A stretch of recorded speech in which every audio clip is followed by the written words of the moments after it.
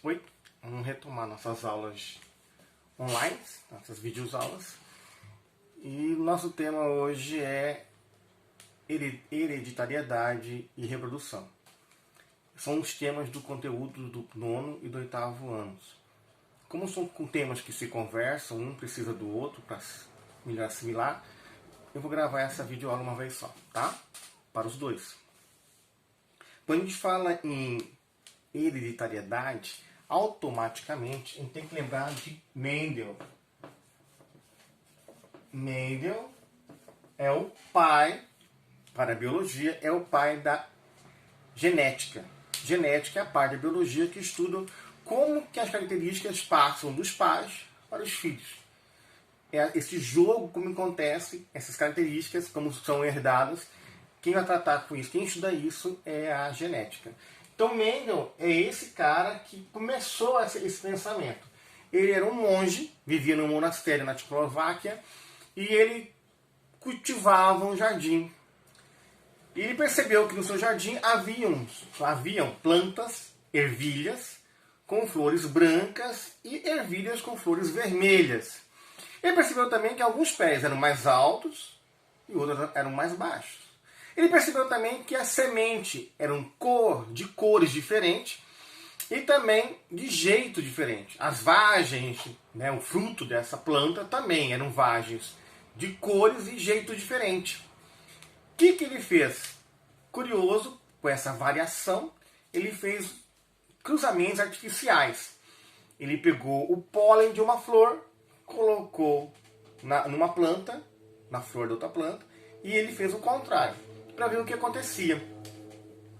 Então, quando ele cruzou, ele percebeu que na primeira geração do cruzamento dele, as plantas todas eram de cor, flores vermelhas, e todas as plantas eram altas.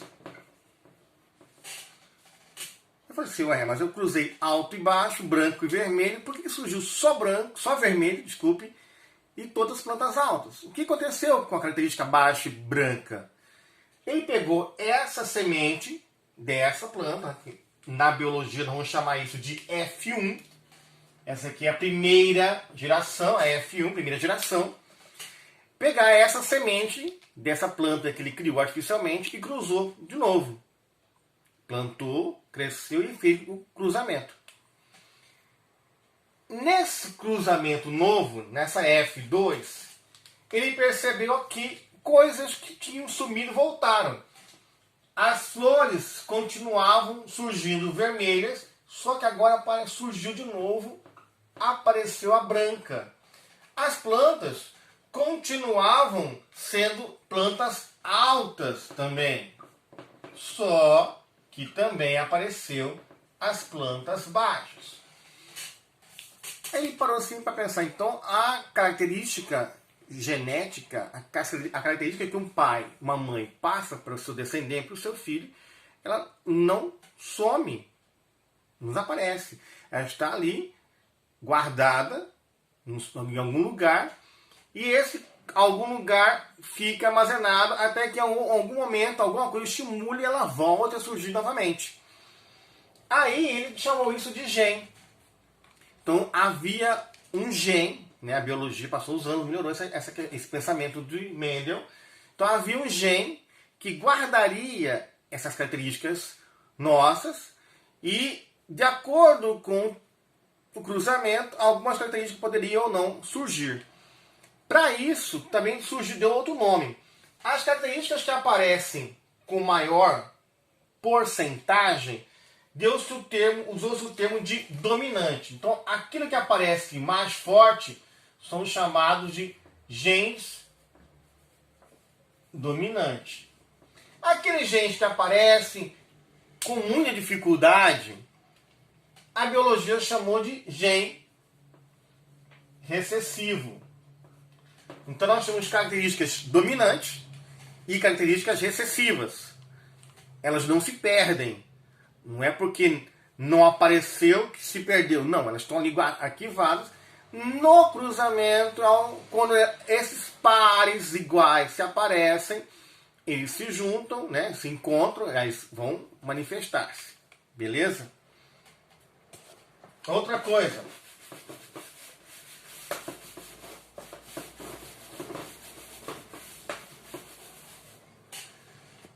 Para explicar isso melhor, eu vou usar o heredograma.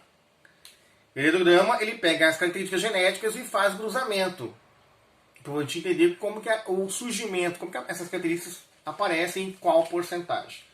No caso aqui da primeira geração, da F1, que Mendel fez, ele teve plantas, flores vermelhas,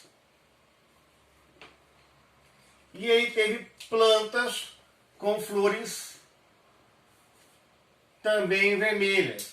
Só surgiu planta com flores vermelhas. Quando ele fez o cruzamento desses indivíduos aqui, esse é o heredograma, ó. O heredograma, você coloca os genes e eles, de forma isolada, né? Como ele chega até nós, de forma isolada, a partir dos gametas. E aí você vai fazer cruzamento. Nesse cruzamento aqui, dominante com dominante, vermelho. Dominante com recessivo, o recessivo está lá. Mas quem manifesta é o vermelho. Então é a cor vermelha de novo. Que recessivo com dominante. Que cor que vai ser? De novo vermelho. Recessivo com recessivo. Nesse caso aqui, ó, a flor é branca.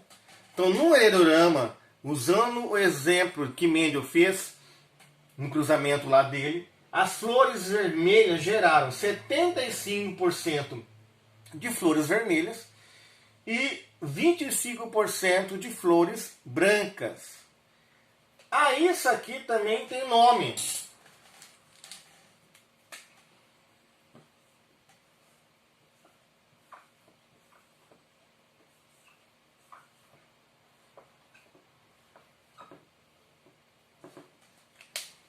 Tá?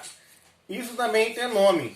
Nós chamamos isso em biologia de homozigóticos e heterozigóticos. O homo são indivíduos iguais, ó. Bzão, Vzão, Bzinho, Bzinho. Então esse aqui são genes homozigóticos.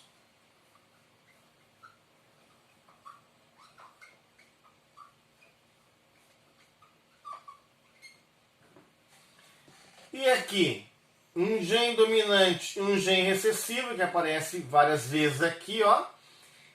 A característica que vai aparecer é a dominante. Ela vai surgir. O recessivo não se manifesta, ela fica guardado, não se perdeu, está guardado. Nesse caso aqui, nós temos um gene heterozigótico.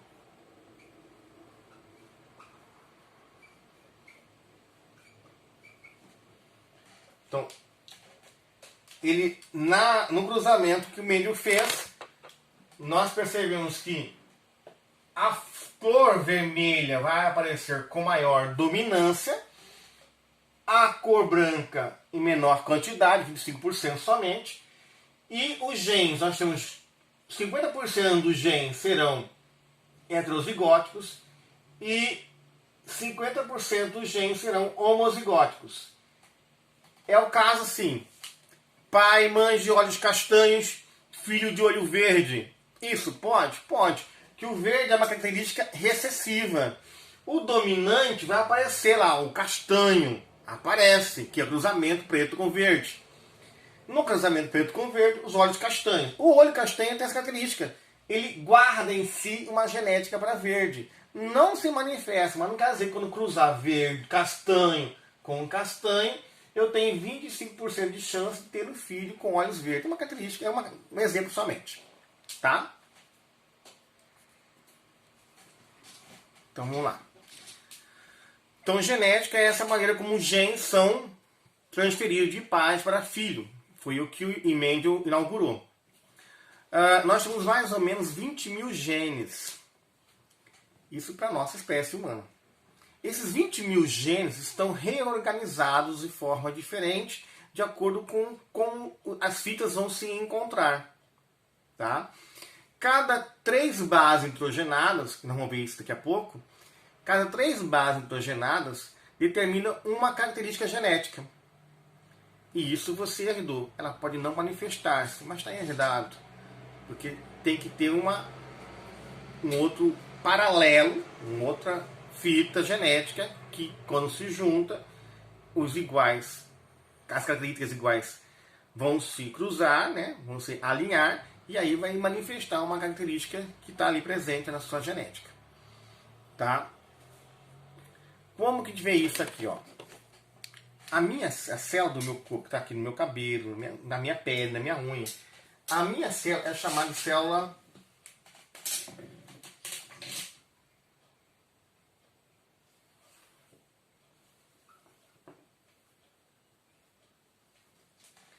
Vamos chamar de aqui mesmo?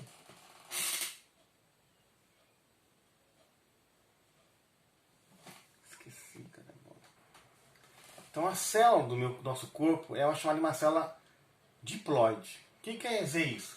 Essa célula diploide apresenta 46 cromossomos. O que é um cromossomo? Cromossomo é uma fita dupla. Ela está interligada entre si e essa fita está gravada todas as nossas características físicas. Cor de olho, formato do olho, cor de pele, tipo de pele, formato da boca, dos olhos, nariz, orelha, tipo e cor de cabelo, a sua altura, tudo determinado está aqui na sua fita, no seu cromossomo. Essa é uma característica que você herda. É lógico que o meio ambiente também interfere nisso aqui, inviabilizando o surgimento de algumas características. Por exemplo, se na fase inicial da sua vida, você, da 0 a 7 anos, você não recebeu alimentação suficiente de forma adequada, aquilo que estava determinado geneticamente para a sua altura não vai acontecer, porque faltou alimentação. Isso é um exemplo. Tá? Outras coisas também podem afetar na inviabilidade de algumas características surgirem. Principalmente principalmente a questão de alimentação. Tá? Um acidente pode inviabilizar algumas coisas também. Beleza? Dentro desse cromossomo, ele está todo emboladinho no núcleo da sua célula. Ele não está todo enroladinho, está todo emboladinho, parece um novelo de lã. Quando essa célula vai se reproduzir, elas se enrolam, formando essa aparência que nós já conhecemos, né? Geneticamente falando, né? Em questão de biologia, a gente sempre vê isso aqui, né? Na questão de genética, esse é um exemplo de Na verdade, isso aqui acontece somente na época que essa célula vai se reproduzir. Por que acontece isso? Porque essa célula vai se dividir, ela faz uma cópia dela mesma, ela se divide, um lado vai para um canto da célula e o outro pedaço dela vai para outro canto. Isso aqui acontece na hora de formação dos gametas. Tanto na formação do espermatozoide, no caso do menino, como na formação do óvulo, no caso da menina. O óvulo e o espermatozoide, eles não têm a mesma quantidade de cromossomos que nós possuímos. Eles não têm as 46. Ele tem somente a metade, 23 cromossomos no espermatozoide, 23 cromossomos no óvulo. Quando eles se encontrarem lá no útero, aí sim, na fecundação, quando esse indivíduo penetra esse indivíduo, vai haver essa junção e ele retoma os 46 cromossomos. Essa é a primeira célula do novo indivíduo. Essa célula vai sofrer processo de multiplicação para dar forma, massa, volume ao corpo humano, a esse corpo, né, não só humano, qualquer ser vivo que vai surgir. Então, na primeira célula, sim, é uma célula somática, nós chamamos ela de célula somática, é uma célula do seu corpo, célula somática. Essa aqui é chamada de célula gamética, são os gametas, célula gamética. Então nós temos células somáticas, que formam o seu indivíduo, o teu corpo, e as células gaméticas serão formadas na época da puberdade, na adolescência. Nós falamos para você isso, que na fase de desenvolvimento humano, a puberdade é muito importante, porque é nesse momento que há o amadurecimento sexual. Por que é tão importante isso? Isso garante que a tua espécie continuará existindo, porque você está apto a reproduzir a tua espécie. Isso tanto em nós, animais, como nos vegetais. Tanto em nós, seres macroscópicos, como nos seres microscópicos. Então, essa fase da reprodução ela é importante porque garante a sobrevivência, a existência dessa espécie. Beleza? Então, ó.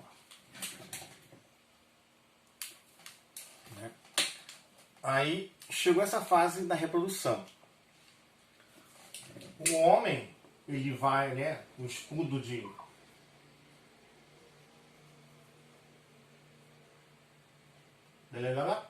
o homem vai liberar o seu espermatozoide. Esse espermatozoide somente com 23 cromossomos. Essa aqui é uma célula gamética, né? A menina vai doar, na verdade, o óvulo. Também 23 cromossomos, também uma célula gamética. Então o menino, o homem, entra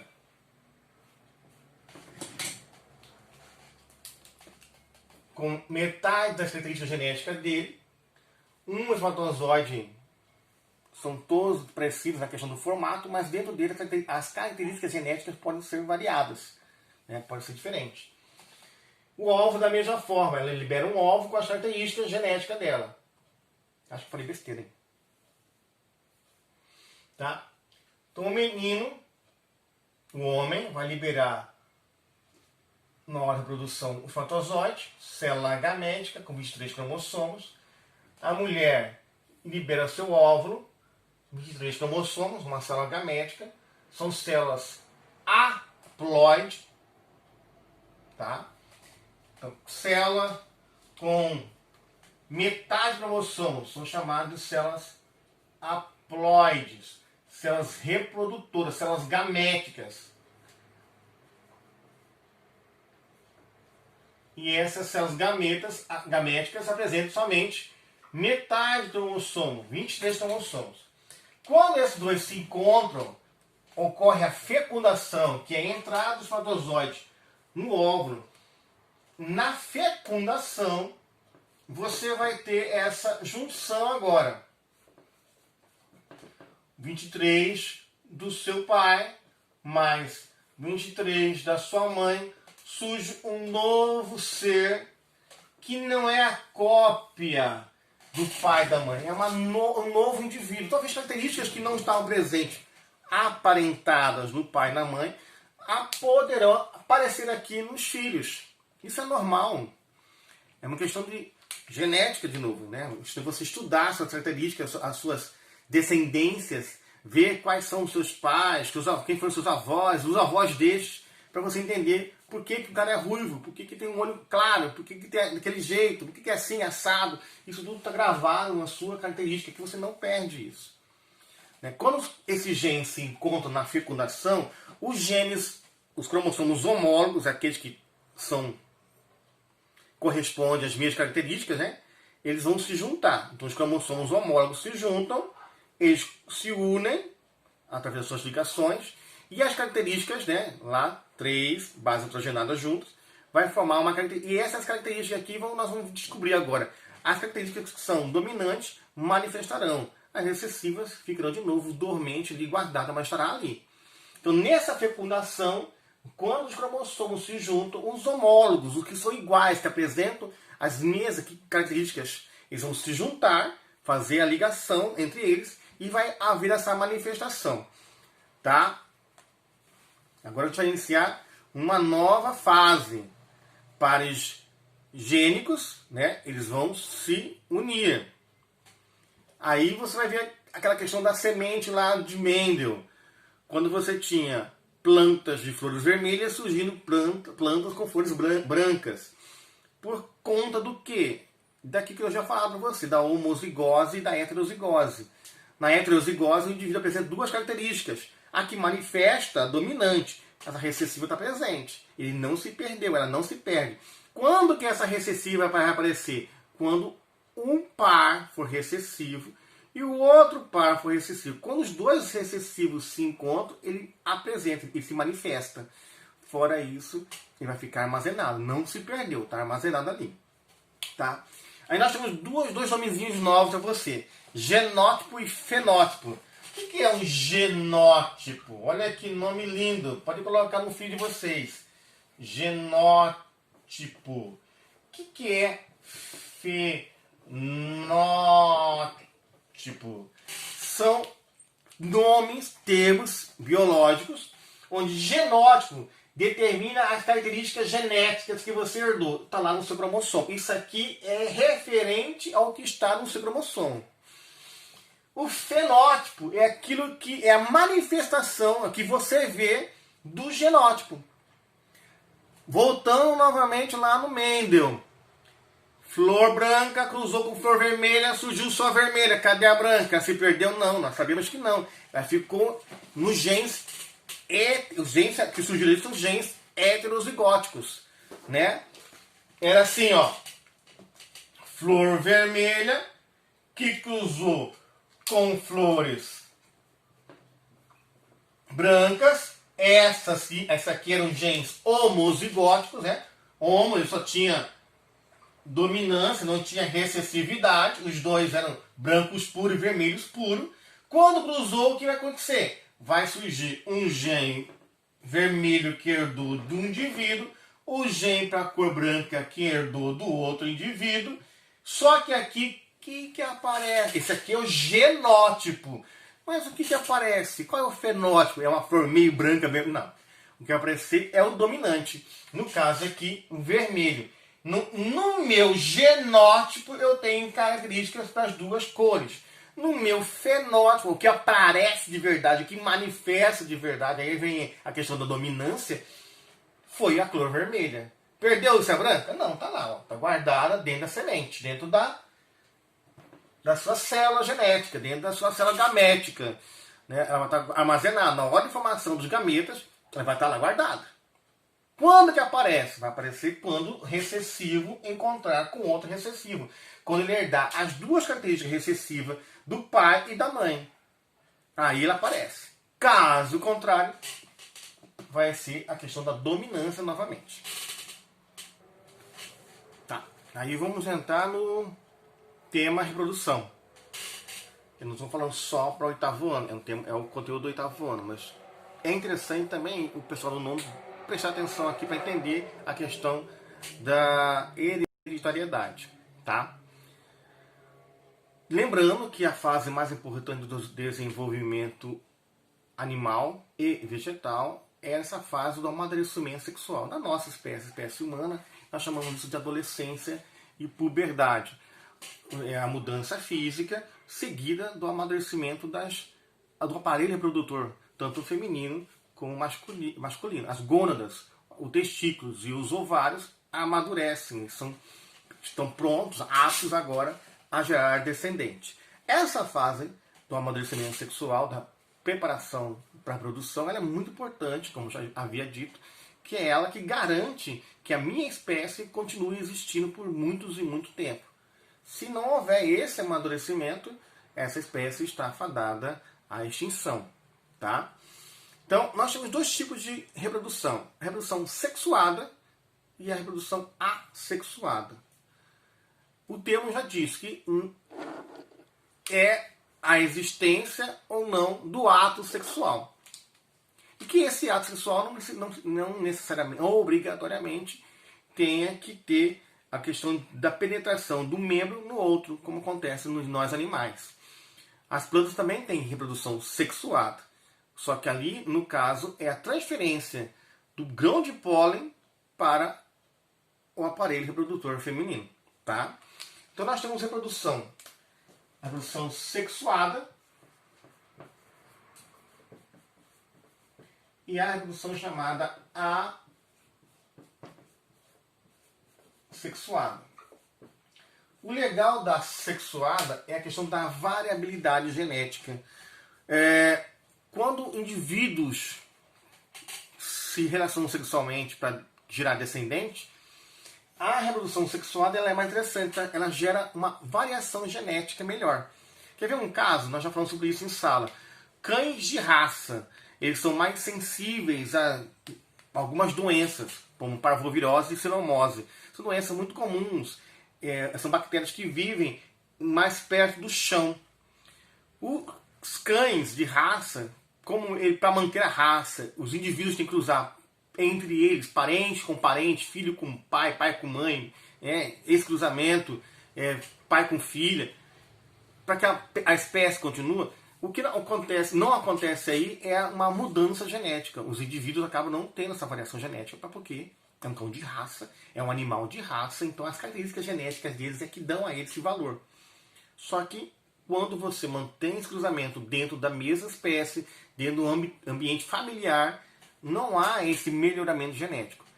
Como consequência, no caso de cães de raça, é muito fácil ele morrer de cinomose e parvovirose. O que já não acontece com cães chamados vira-lata, ou sem raça. Porque nos cães vira-lata, nos cães sem raça, há um cruzamento maior entre espécies, a mesma espécie, mas indivíduos diferentes. Cachorro grande com cachorro pequeno com cachorro grande, cachorro peludo com cachorro com pouco pelo. Essas características fazem com que esse indivíduo aumente a sua variabilidade genética, concedendo a ele uma maior resistência, principalmente a doenças. Também na resistência física. No caso, a Mora lá fala latim. No caso, você vê que cães sem raça dificilmente morrem quando filhote por cinomose ou parvovirose. Então nós chamamos assim, que a reprodução assexuada há uma maior variabilidade, uma variação, uma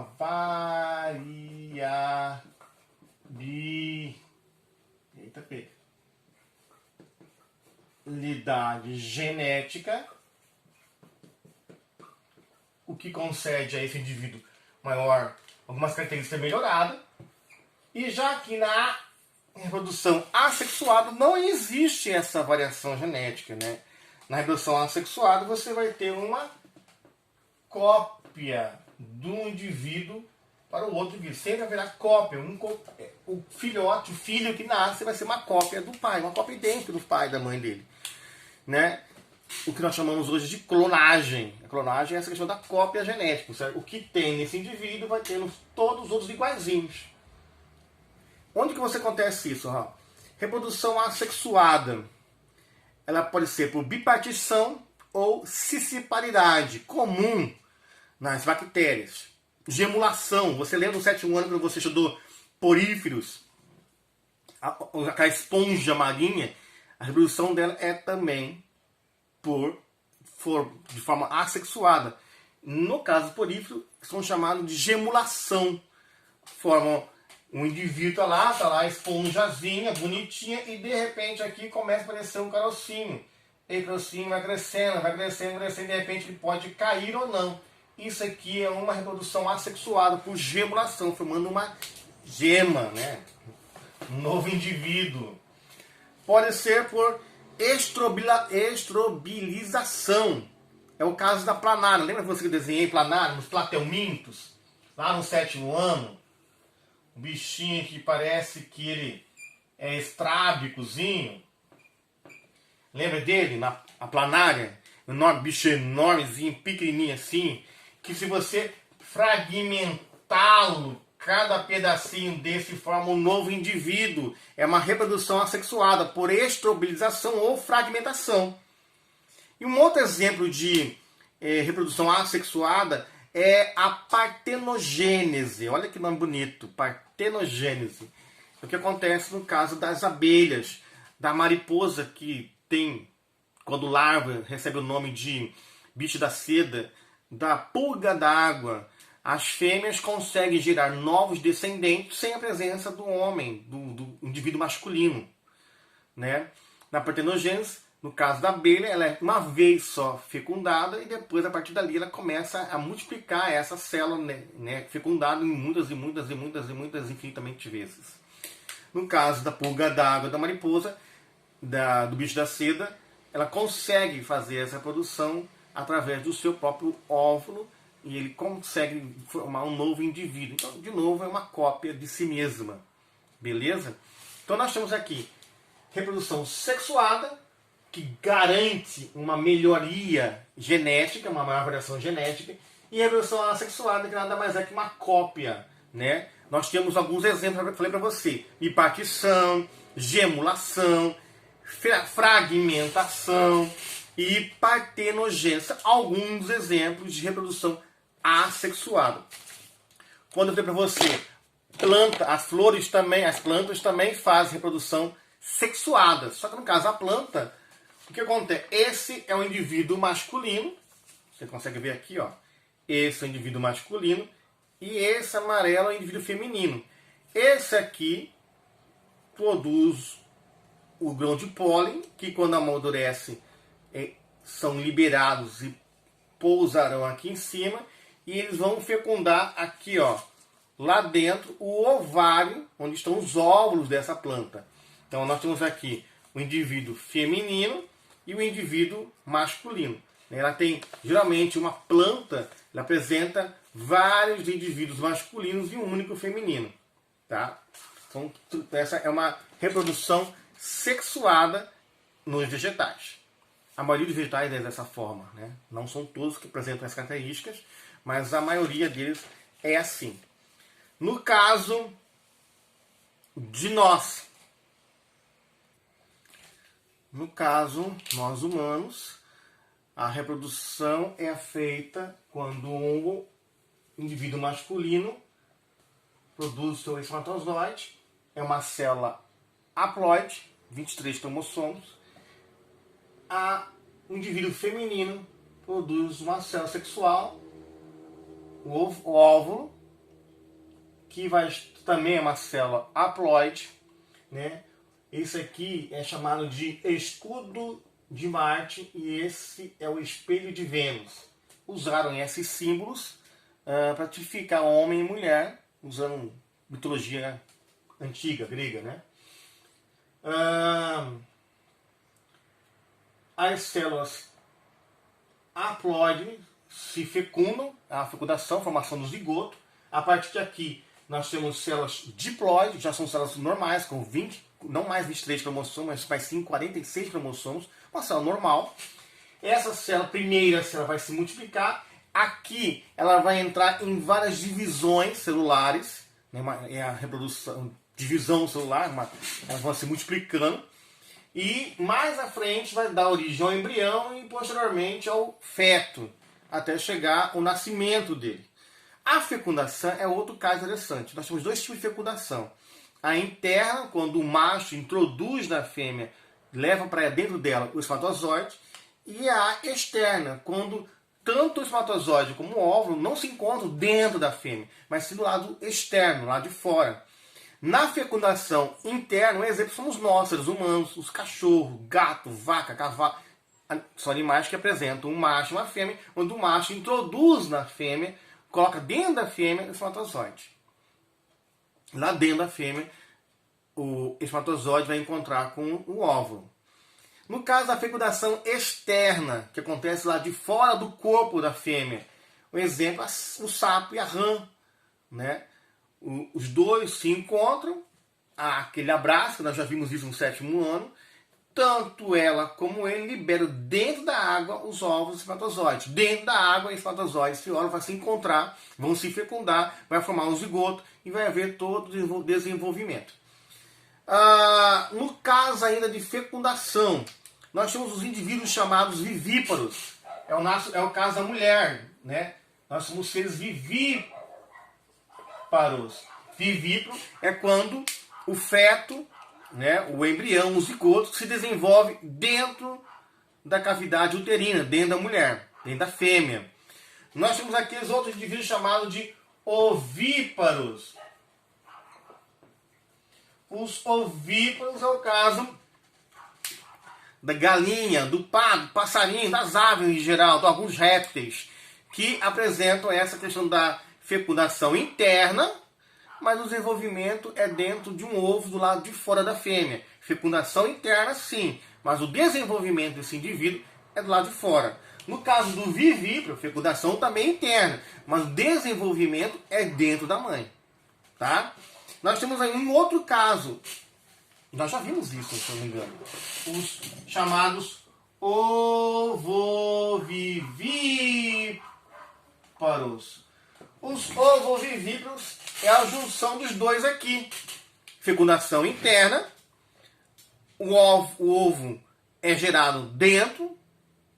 Ele fica retido no útero. Não fica para fora, né? Não sai, como no caso das aves e dos répteis, na maioria dos répteis. Não, no caso do ovo ovivíparo, a fêmea é fecundação interna, mas o ovo fica preso, retido dentro do útero. E na hora que ele vai perto do momento da eclosão, do ovinho rachar e o filhote sair, perto de acontecer isso, a fêmea libera os ovos e aí ocorre essa questão da eclosão. Um exemplo de ovo vivíparo é o tubarão. Apesar do Gasper, ele introduzir na fêmea aquela bolsa como espermatozoide, nós já vimos isso no 7º ano, e essas bolsas explodem lá dentro, é liberado o espermatozoide, encobre com o ovo, forma-se um ovozinho. Ele fica dentro do útero da fêmea, a fêmea retém, o útero retém esse ovo. Chegando perto do momento do nascimento, ele libera o ovo e ele eclode e sai o tubarãozinho. Beleza? Outra característica interessante também na questão de herança é o sangue, tá? É o sangue. Há 4 tipos sanguíneos. Nós temos o sangue tipo A, o sangue tipo B, o sangue tipo AB e o sangue tipo O. Não é por acaso isso aqui não, porque essa aqui são características dominantes. E esse indivíduo aqui é uma característica recessiva. Então nós temos genes para sangue também. A, B, AB e O. Esse aqui dominante, esse aqui recessivo. Um outro fator também ligado ao sangue é o fator RH. O fator positivo é o fator dominante. O fator negativo é um fator recessivo. Então nós temos sangue AB, AB e O. E temos o fator RH, que também é importante na questão de doação de sangue. Né? O fator positivo é o dominante e o negativo é recessivo. Isso tudo aí é herdado geneticamente. Vamos pegar o meu caso. Eu tenho sangue tipo O, representado pelo I minúsculo. A minha esposa tem o sangue tipo A. Eu não coloquei 2 porque eu herdei do meu pai, herdei da minha mãe. Da Jeane, eu não sei qual é a outra herança dela. Mas eu sei que é a dominância, porque é sangue A. Então, no caso nosso, os nossos filhos, quais são o tipagem sanguíneo dos dois? É A também. Os dois são A heterozigóticos, né? São indivíduos com um gene que herdaram de mim, tá? O O, e um gene dominante que herdou da mãe, que é o A. Então, os tipagens sanguíneos daqui de casa, dos meus filhos, são A. Por recessividade, a minha genética para O, ele herdou, mas não manifestou. Outra característica também interessante na questão de herança genética é a questão do sexo. O indivíduo masculino tem 2 características genéticas para sexo. Ele é X e Y. A mulher também tem 2 características, mas as 2 são X. Então isso aqui, o espelho de Vênus da menina. Isso aqui, ó, o escudo de Marte, dá menino. A diferença é esse aqui. Então, na hora de... o Y, né? Na hora de formação do espermatozoide, alguns herdarão o X, outros levarão o Y. No caso da mulher, ela só vai mandar X em seus ovos. Porque tanto faz X com X, X é X. Então a mulher, para a reprodução, para a formação do aparelho sexual, tanto masculino e feminino, quem definiria, teoricamente, são os homens, né? Que mandam dois fatores para sexo, o Y e o X. Mas há outros fatores que podem influenciar também nessa questão do aparelho sexual, que pode ser a temperatura interna da mulher, a acidez da região vaginal, tudo isso pode, de alguma forma, alterar também ou facilitar o aparecimento de mais um indivíduo de um tipo de sexo do que o outro tipo de sexo, tá? Ainda falando de reprodução e genética, algumas doenças são herdadas geneticamente. Algumas doenças estão ligadas ao sexo, mas há também genética e há doenças que são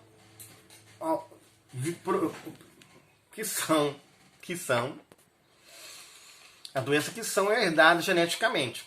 Algumas doenças chamadas são doenças hereditárias e outras nós chamamos de aneuploidia. As doenças hereditárias são mais comuns, né? Nós facilmente tratamos com ela, é o albinismo,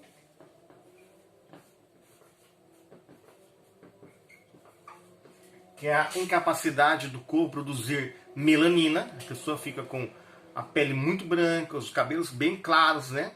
Muito claro, olhos não tem cor, fica meio avermelhado, porque a pessoa albina não produz melanina. E a melanina que dá cor à pele, aos olhos, ao cabelo. Outra, a hemofilia, uma doença também.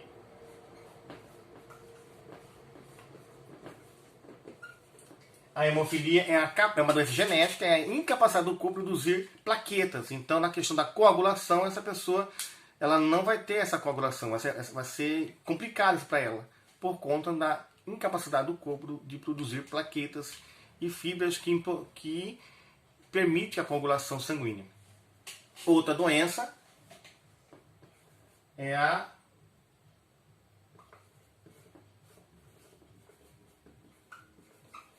o daltonismo, que também é uma doença hereditária, você herda também, não obrigatoriamente um pai ou a mãe tem que ser daltônico, mas se essa característica está presente na sua genética, em ambos, né, os dois, ela vai manifestar-se com muita certeza. Então, o daltonismo é a dificuldade de percepção de alguns tipos de cores. E uma outra questão também é a aneuploidia.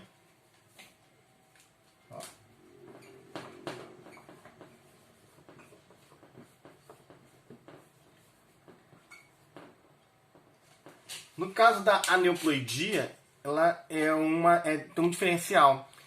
É a quantidade diferente de material genético. Está a mais ou está faltando.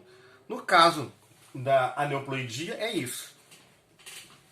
O material genético dele está a mais ou está a menos. Um exemplo muito comum disso é a síndrome de Down.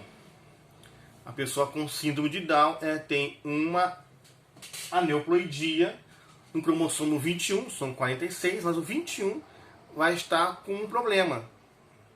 E aí determina uma característica, uma face sindrômica. Geralmente as pessoas que têm essa aneuploidia, elas apresentam uma face sindrômica. Todo mundo apresenta o mesmo tipo de rosto. Um exemplo, o daltonismo. Um exemplo, a síndrome de Down. Beleza? Qualquer dúvida, vou deixar uns videozinhos também no meu blog. E aí vocês assistirão ele. E vamos marcar um outro momento para nós tirarmos as dúvidas para depois fazer a nossa provinha. Beleza? Um abraço!